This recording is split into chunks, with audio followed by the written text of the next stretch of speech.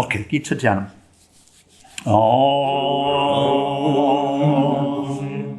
O Bhagavad Gita, by which Arjuna was illumined by Lord Krishna himself, and which was composed of 18 chapters within the Mahabharata by the ancient sage Vyasa. O Divine Mother, destroyer of rebirth, who showers the nectar of oneness upon us. O Bhagavad Gita, my affectionate mother, on thee I meditate. All the Upanishads are the cows. The milker is the cowherd boy, Krishna. Arjuna is the calf. People of purified intellect are the drinkers. And the milk is the supreme nectar of the Gita. My salutations to the Lord, who is the source of supreme bliss, whose grace makes the mute eloquent and the crippled cross mountains. Okay, so we continue in the same vein this morning, which is having extolled the state of the yogi who has overcome the mind, or who has conquered the mind, or who has made the mind his, her friend, servant instead of master. He's described the state, and now and having encouraged us in this way, now he is again teaching yoga. He's again teaching the practice, so that's where we picked up yesterday. Okay, let's do from here. So we pick up at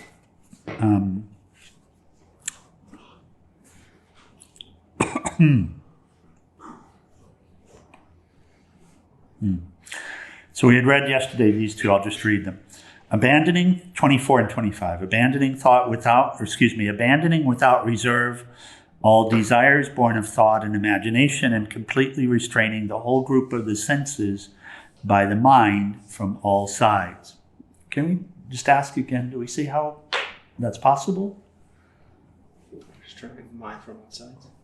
Yeah, restraining the whole group of the senses by the mind from all sides. You see? Yeah. How's it done? It's done with Sankalpa. with sankalpa. It's also sankalpa, but it's conscious mind restraining both the impulsive desires that arise and come to the conscious mind, right, as well as the relationship with the sense objects itself. Right. Why? See, as soon as you see why, then you can do it. Otherwise, To steady the mind. To steady the mind. Why? To experience no thought, such bliss. Yeah, it's the only way to have peace. So Correct. Peace is the peace of the Lord. So that's what's been discussed already. Peace is not peace of mind. Right. What we call peace of mind is a state where the mind has been settled into the peace that is. Everything exists. So, You can take a break from that roller coaster ride. yeah, indeed. Thank you, Kartikeya. Yeah, indeed. Take a break from the roller coaster ride. Little by little, let him attain the quietude by the intellect held firmly. So this is the technique. This is really the technique of yoga. It's having a strong resolve. And the resolve is held where? The resolve is held in conscious mind. Because the subconscious mind will continue, the vasanas, the tendencies, they'll continue to arise until they don't. Right? Old habitual behaviors will continue until you've written the new book, the new page, yes? You put new asanas in there. Yeah. Right. You have to replace the vasanas. Search and replace. And then, but it'll continue until then. It'll continue until then. Yes. Yeah. And it'll get stronger. Well, the old tendencies, when you feed them, they get stronger. Yes. Yeah. And how you feed them is very simple. So you say, I want to be up at 5 in the morning or 5:30, whatever it is. Then how do you do it? Well, there will be an old tendency to stay, right? To say, and it will assert and it'll say, It's okay, I'll get up in 5 minutes. Yeah. Right? I'll get up in 10 minutes. It's okay, it's no big deal. This morning, no big deal. Yeah. It will assert in that way. Yeah. Right? It'll assert as a heaviness, as a lethargy to stay in bed. This is just one thing, but everything's like this. It's the banana story.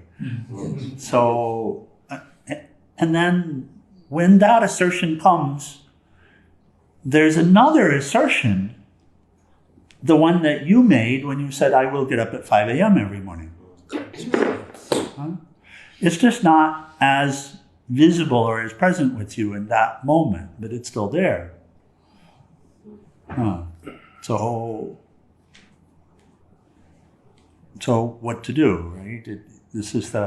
You make a conscious choice, and you make it strongly.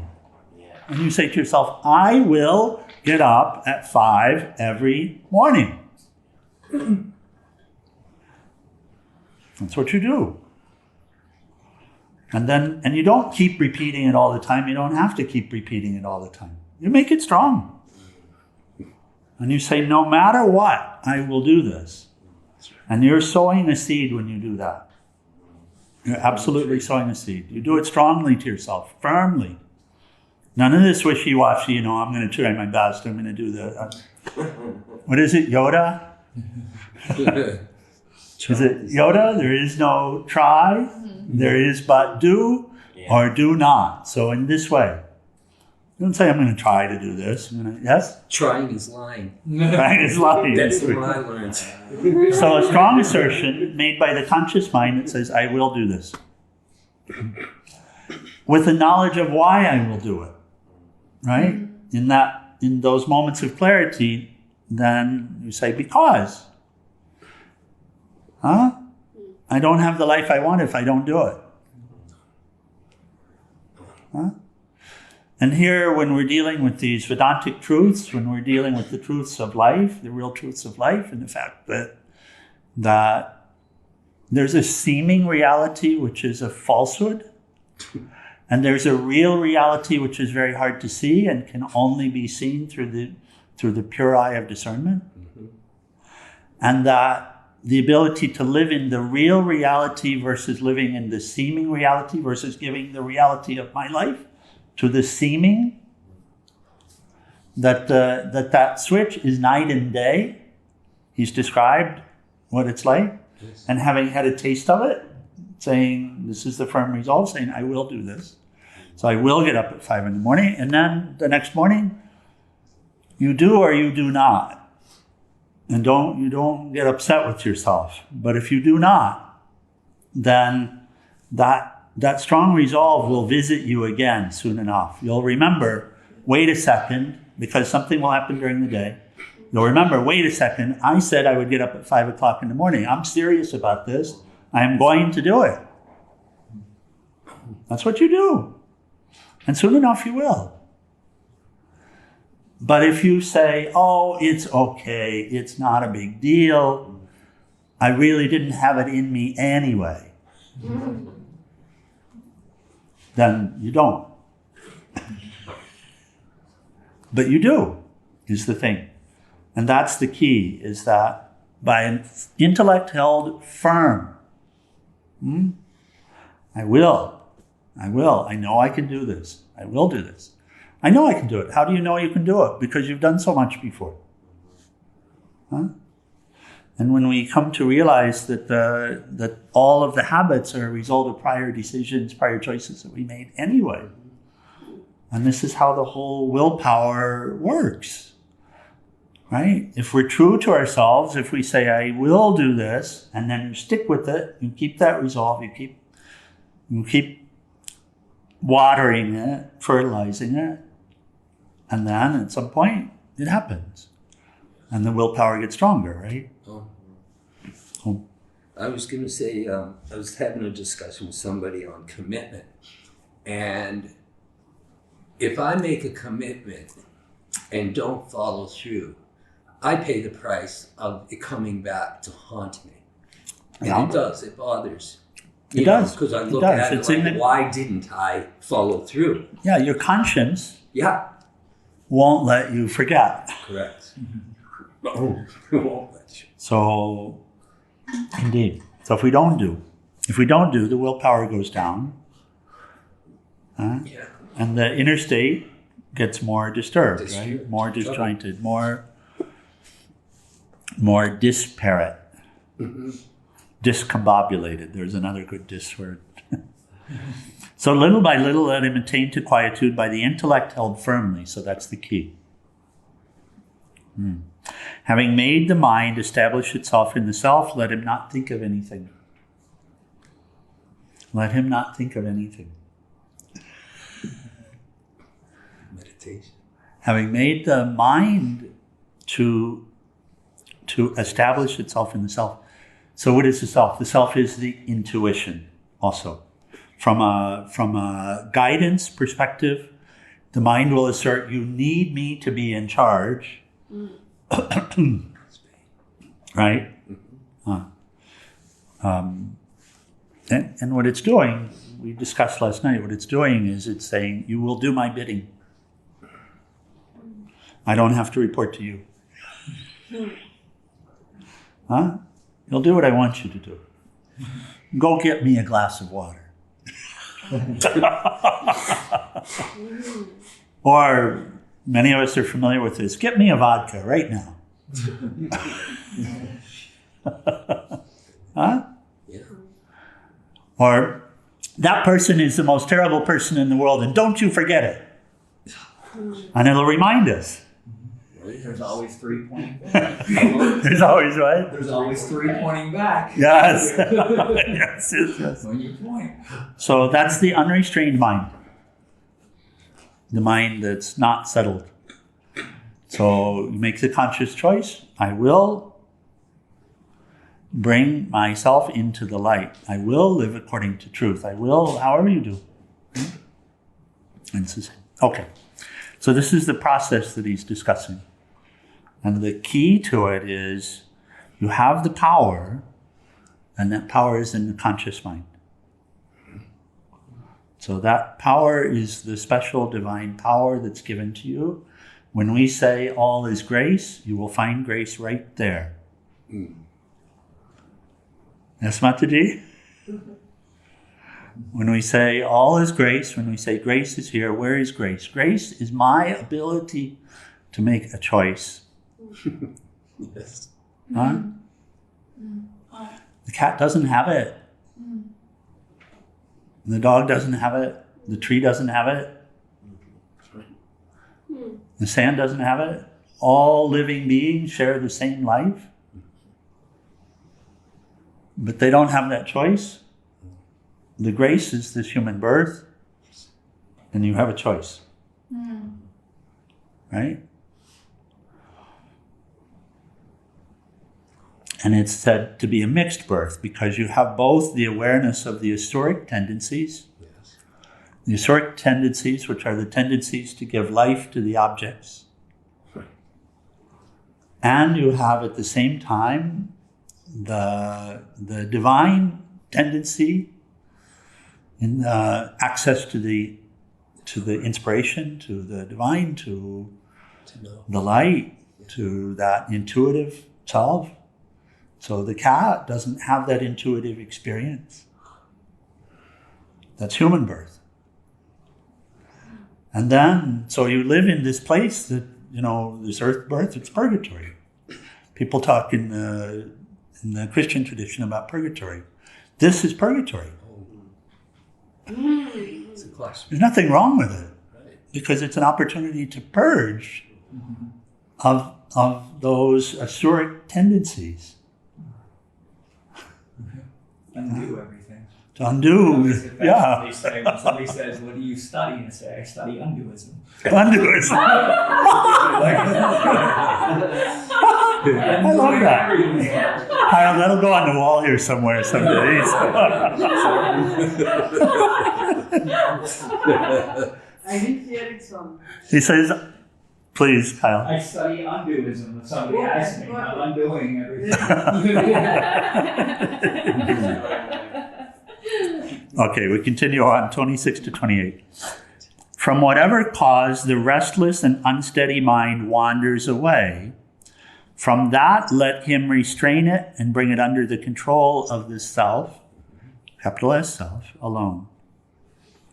So this is also our experience. You make a resolve, and the habituated aspect, which is the subconscious mind, these tendencies will continue in the old grooves or try to continue in the old grooves. And that's why prana is so important.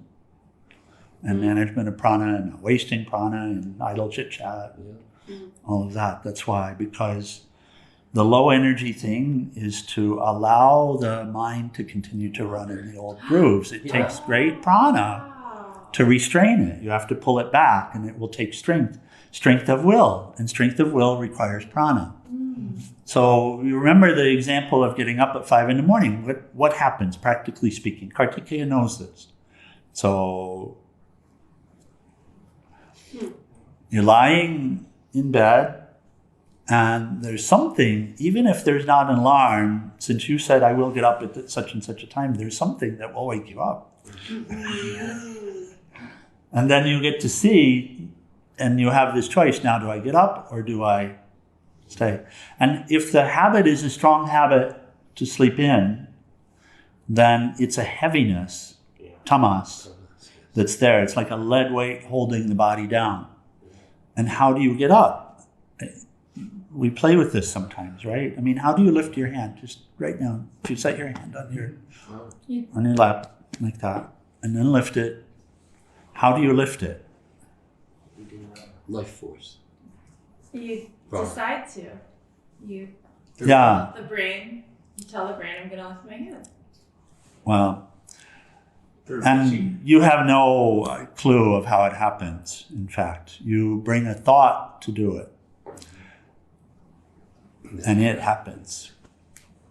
Now, there's a relationship of willpower with this, because if you have this experience as well, let's say you've been sitting and the leg has gone to sleep, and now you need to move the leg. It's daily chant is starting, you need to get up and turn on those lights, but the leg is asleep. So what do? It's like a lead weight, just the same as that body then, just the same as the unrecalcitrant mind when you're trying to lift it up out of the gutter. It's the same thing. So what do you do then? I mean, Swami's going to get upset if or someone else will have to do it, and I don't want that. I want to be able to serve. So what do? You lift stronger. How do you lift stronger? Will. Intention. It's just will. Yes. Itchy. You bring more energy to it. Is it so? Mm-hmm. Yeah. That's it. That's all it is, isn't it? Bringing more energy. You strengthen that will. Yes. You say, I will get up. Becomes automatic. And then, against that heavier weight, the rising happens. Same. It's the same thing when someone has had limbs paralyzed. And then they're working to bring that back. They're not working. They're thinking. Yes. Yeah? Anybody here ever experienced that? So we've had direct experience, limbs that are where something's broken and then it's in a cast for 6 weeks. Like that, and then you try to straighten it out afterwards. But the same force is at work, because you can choose not to do it. And what will happen? Atrophy. It atrophies. Yes. And then no. So you have to fight to get it to move. Is it so? True. Very true. And what are you working against? You're working against tamas. You're working against darkness, a dullness that's seeming to want to hold it where it is. That's seeming to want you not to effort. It seems like that. Yeah. Oh, This is what I went through a couple weeks ago. Yeah. From getting done with the radiation treatments, it made the body want to be at rest for a long time. And then I noticed after 2 weeks, it was nice that I noticed, I was starting, Tamasic energy was coming in. These thoughts were coming in and everything, and that's what I said. I was like, nope, you're getting up tomorrow. Like that's it. Whether you just get up for meditation and go back to sleep afterwards, so be it. But you're getting up. Like we're not going down that road. Oh, very good. Yeah. So that's it. So that's willpower, assertion of will, in the company of the conscious mind and the choice made in the conscious mind. And how strong is the choice? This is what we're discussing here at this point in yoga, is how strong is the choice. You have a choice. You can be in the light. It's not easy. It's really heroic. We can say it's a little thing, because it is. It's making ourselves very little, bringing ourselves into the light, submitting ourselves to the light. In that way, it's a little thing. It's not much of anything. But in the other way, it's heroic because of that inner battle that's required in order to do it.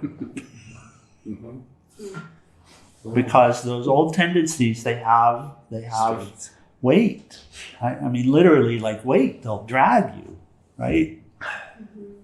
Yeah, the anger, the lethargy, whatever it is that we're dealing with. We have so much opportunity. It's a target-rich environment. So. But that's that willpower, and here it's so important that we do what we say we're going to do, because the willpower becomes stronger. And at some point, you just have an innate knowing, no, I can do it. I mean, it's the Lord, but what are you doing? You're playing your part in it, which is you have clear mind, and you bring power and weight to that will. I will do this. I'm not going to allow something else. And that's that firm resolve. And then it gets tested. But by the way, how does it get strong? By being tested. So the tamas wasn't really a problem. It was a teacher. It's a teacher. It's a gift.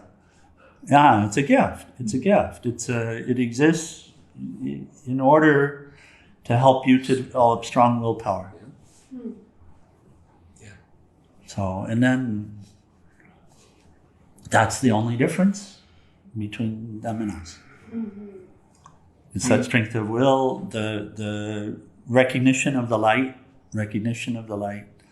and then taking that firm resolve, and then they had to work it out in the same way we have to work it out.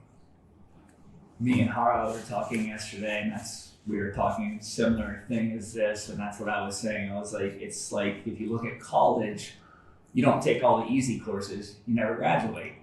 Right. So when Tamasic energy or these things come, it's a graduate course. God's put you in a graduate course. So hey, you're ready for the big course. The tougher the experience, and this is COVID, by the way. What we see with COVID is whatever it is that we really have to work on, Ma COVID will bring it forward. Whatever it is, she'll put it right in front of us.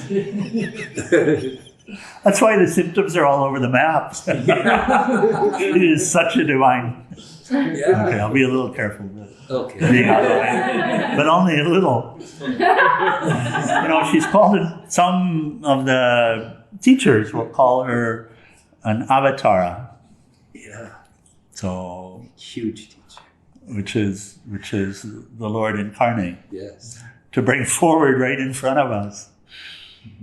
We need to see. And then our choice, and it's of course it's not easy. But that's the graduate course.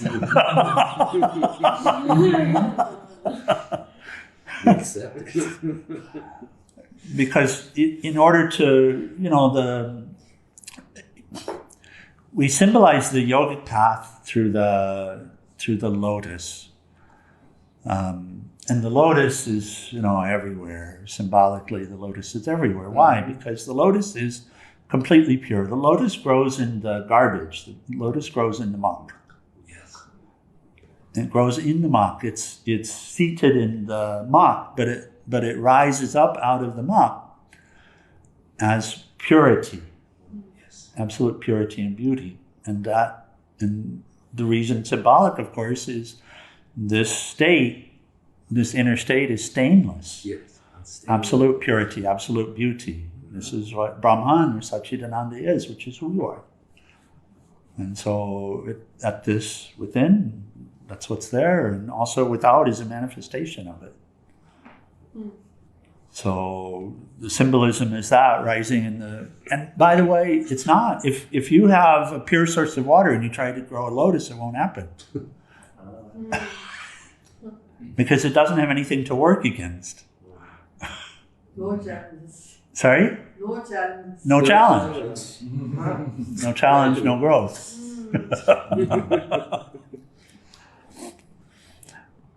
So from whatever cause the restless and unsteady mind wanders away, from that let him restrain it and bring it under the control of the self alone. This is the beauty of yoga. Supreme bliss verily comes to this yogi whose mind is quite peaceful, whose passion is quieted, who has become Brahman, and who is free from sin. So thou art that, thou art Brahman, but becoming Brahman means rising up into the self, into one's own self, deepest self. And free from sin. Remember, sin, that which turns us away from truth, or that which turns us away from God. The yogi, always engaging the self thus, freed from sins, easily enjoys the infinite bliss of contact with Brahman. And we'll finish this morning with these and then pick up the commentary. With the mind harmonized by yoga, this is the yoga, this is the system really being discussed here in these 20 shlokas. With the mind harmonized by yoga, we know what harmonized means. Yeah. In union. Harmonious, in union, harmonious. No longer discordant. No longer disintegrated, but now integrated. He sees the self abiding in all beings and all beings in the self. He sees the same everywhere. He who sees me everywhere and sees everything in me never becomes separated from me, nor do I become separated from him.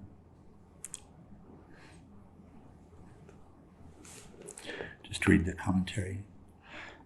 Meditation, as described in verses 11 to 14 above, that's some days back, is only a part, though a vital, indispensable spirit awakening part of yoga. Swamiji in the commentary is speaking of the meditation practice, which was described days ago. Seated on the seat and closing the eyes and bringing the awareness to me. And that was the description of the practice. So that's a part of it, is what Swamiji is saying. Though a vital, indispensable spirit awakening part of yoga, but never should be regarded as all that yoga means. God is omnipresent. God realization must therefore definitely mean realizing his omnipresence not only within oneself or within one's own sanctuary, but in and ultimately as all. And Hari, you relate to this because it can be found inside. Yeah. But then we have to step up, lift up, and engage in a way that we find that same unity everywhere. Yes. Right. So that's the, and it's like a two-step, like a dance, two-step. And he shares that must be found not only within oneself. When we come into contact, and that's the only way, by the way, that there can really be yoga, because real yoga means whatever happens in the world, whatever happens in the 2 weeks when Swami's in Grass Valley or whatever it is, whatever happens, there's no disturbance, there's a steadiness. So, and Swami doesn't get upset when there isn't, but each of us need to be able to see this is disturbance. And the disturbance is not outside, the disturbance is here. And this is just showing me, it's just a mirror, right? It's a gift in this way. It's just showing me, okay, here's what I have remaining to do. Right? And then we can have clarity about what's to be done. It's not a problem. It's a great opportunity. As a yogi, when you have the tools and you know something about the tools and you know how to employ the tools, then the bad stuff that happens is just an opportunity. Yes. It's a blessing. It is. As long as you can see it properly. Yes. If you can see it properly, if you can see it as an opportunity, which it is, then you can work through it and you transcend it. And then Swami Shivananda calls everything that happens here, illnesses, all of the painful emotional and physical experiences, karmic purgation. That those are those opportunities finally to free yourself of that karma, to rise up as that lotus and be who you are. And it's we have to be so diligent because it's exactly the opposite way that the world thinks about something. It is is. to avoid pain. It is. And to try to do something about it or fix it immediately or to cover it up or to dull it and to make it go away. And as yogis, we have to be so diligent to invite these opportunities deeper within us. Yes, it's true. Instead of push them away. And it's important to cultivate a community that can support us in that opportunity. Well, and a community that can support us will look like mirrors. Mm-hmm. Yes. Swamiji. It's not the way we think we get supported. We get that too. We get both. Yoga is the intensification of one's natural evolution. Yeah. Can you Got it? explain that a little bit? Well, yeah. So a supportive community will both bring problems forward for you to resolve and help support the process of resolution. Right. You will do both. That's why ashrams always have that magic of problems and solutions. But the solutions don't happen by themselves.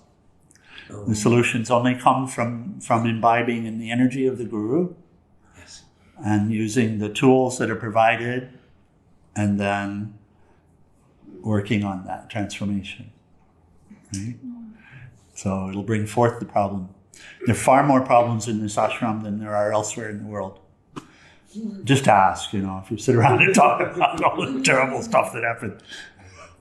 They will look minor, but in the heat of battle, it doesn't look that way because the assertion is coming in here about the problem. And this person did that, and this person did that, and and they didn't show up for their duty, and all of these ideas will come.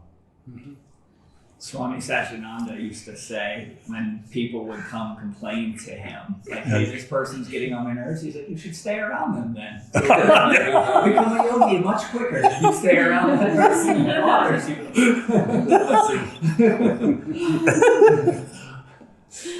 Jai. Strange but true.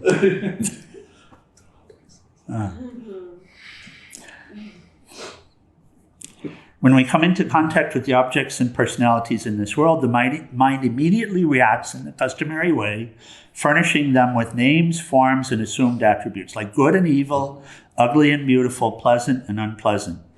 Language is a screen. We use words to cover up what we do not want to see. We indulge in this name calling because we do not know the truth and do not care to know the truth. However, it is possible to reach the realization that ignorance has created these names and the simultaneous illusion that I know. Whereas in fact, right, I know, I'm just telling the truth. I'm just speaking the truth. This is an assertion from ego. Huh? Yes. I'm just sharing what's true. Your view. So that's an idea that I know. It's a very strong idea sometimes, isn't it? No, I know. You can't tell me otherwise. So language, this naming everything, and then all of these ideas, they're all asserting in words about how terrible this person is. The whole story. I was sitting with someone yesterday who was telling me this whole story, all wrapped up in just, and that's the truth.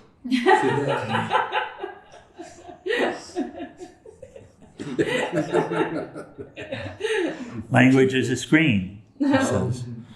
We use words to cover up what we do not want to see. Because there's something within you that seems to be fighting in order to not see. Huh? So I was talking with a psychologist a couple of weeks ago. It was a funny realization. We're on the topic of, this topic, of course, this is what Swami is always engaging with people in, but she had an aha moment. She said, ego, in Western psychology, ego is called the person's comfort zone. And we said, isn't that interesting? And it is. It's the fallback place. The fallback place, my safe place. This is an idea, who I am. This is a safe place. It's false. But it is. But it's not the comfort zone, because the comfort zone is the place of discomfort. Yeah. Oh. So there's no possibility when we just keep falling back into that. There's no possibility for peace. No possibility for wisdom. No possibility for joy. And the life. And it will just keep asserting, but I know.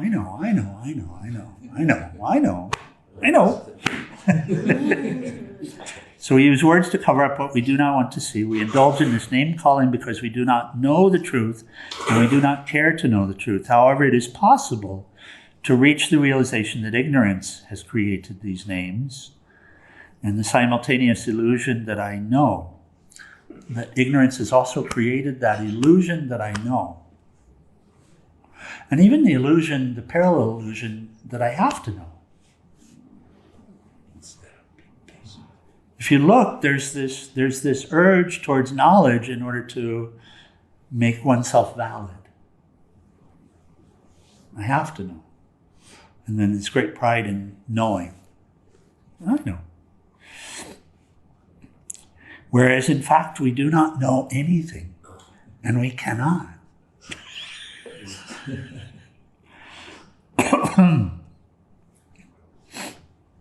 But you can know the truth.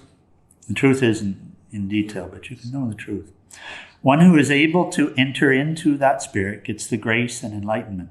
Therefore, the yoga student is asked to meditate and first establish inner contact. Once this is done, it is easier to overlook the name and form of the objects and personalities and perceive the divine essence in all. Right? When you have that taste from a personal standpoint, then you can relate to, that same is in everyone. The same is the same. Yes? They have that peace in their center too. And they're doing this because that peace has been disturbed. It's the same thing I do. So then it's possible to begin to break it, to break that old pattern and to see what's here.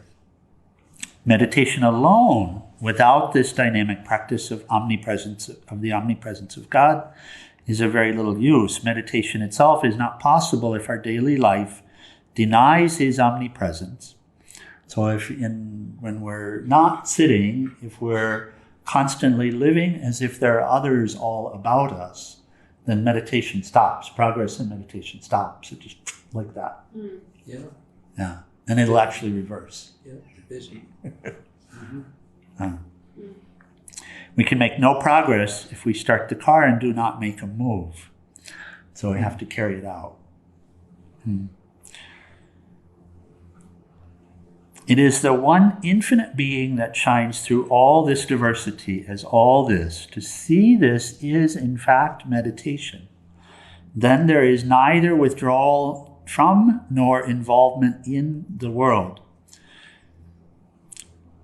Samsara, the perennial stream, flows on, neither calling for your involvement nor demanding your withdrawal.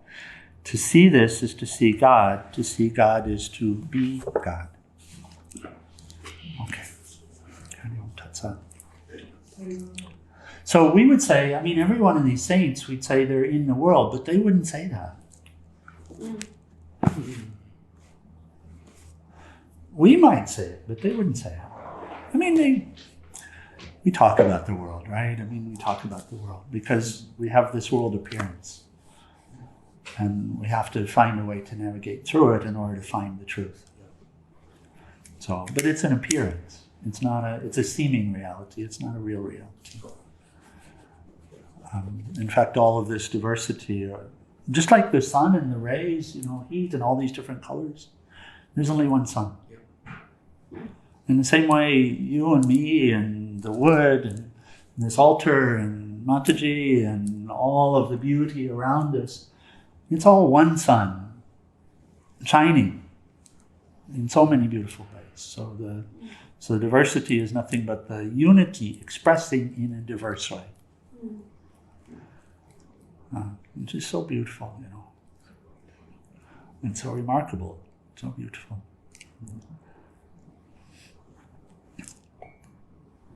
And it must be seen. This is what we shared when you were coming. It must be seen. It must be seen. There's no real life if we can't see it. We just get stuck, in this mundane and getting tossed around all the time. This person didn't do it. That person didn't do it. There's something wrong with that person. I don't know if I have the will to do it again. And then we get stuck in depression.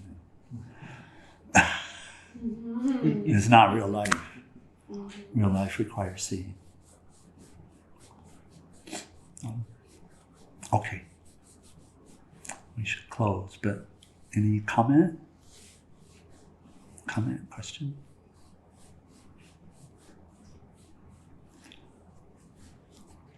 Well, I remember reading Don Juan books a long time ago. It was describing how when Don Juan would hit a person, Carlos Castaneda would hit Don Juan in a strange spot on his back and shift his consciousness, and all of a sudden he would just see everybody as this energy bubble, almost like an egg just floating around. That's all he would see is everybody energy. Yeah. And there are these psychedelics and such, and they absolutely have a purpose in spiritual paths with some, not with everyone, but with some. Because they can provide an apparent physical seeing of a deeper reality. Yeah. Also, that's given in spiritual path for one that's really committed and serious. Then there will be unity experience. There will be an experience where we experience all as one in some way, but it's temporal. The lasting seeing requires the pure eye of discernment. Seeing with the eye of wisdom, seeing what's here, because you know what's here. And you know it's here everywhere. And that's firm. I used to be on the shaman path for a while. Yes. And in Peru, I stayed with a group called Hampi. Yes. And did a bunch of different hallucinogenics and ceremony and everything to see the truth. Sure. They can be very helpful, but I noticed some of the elders there, when ayahuasca would get passed, they wouldn't partake. They'd stick their fingers in, touch it to their head, and move on. And I was like, wonder why they're doing that. And I asked them, and they said it's a crutch now. And I know the way. And it showed me what I need to show me. Right. And if I keep on partaking, I'm going after that experience, not the non-experience. So it was really beautiful to even see that the lead shamans were like, no, I don't need that anymore. Yeah, that's a beautiful teacher. And that's a tendency to get stuck in the spiritual path in that way, to get stuck having had an experience, and then of course the experience will pass, just like the ayahuasca, that experience will pass. And so too, unity experience will pass. And so too this feeling good and feeling in union with everyone will pass. And what then? If we can accept it as a teacher, then we can move deeper into the truth of the matter. And then there's equanimity where the experience passes, and then many experiences come like waves. Yeah. But just to be present in the depth of the ocean and to experience all the experiences. Yeah. I mean, the masters, by the way, they'll roll with the waves. That is, they'll be present when things are happening at the ashram. For example, they have to be involved in order to deal with it. But it's not the same kind of involvement that we experience. They're not tossed about by the mind. Learn to surf. The mind's not all over the place, yeah. So part of them is surfing, and part of them is never moving. And they're always aware of both. And they're aware of the hands in the world, and they're aware of the feet with God. So, like that. Okay, let's close with a short final prayer in our tea. Page 174.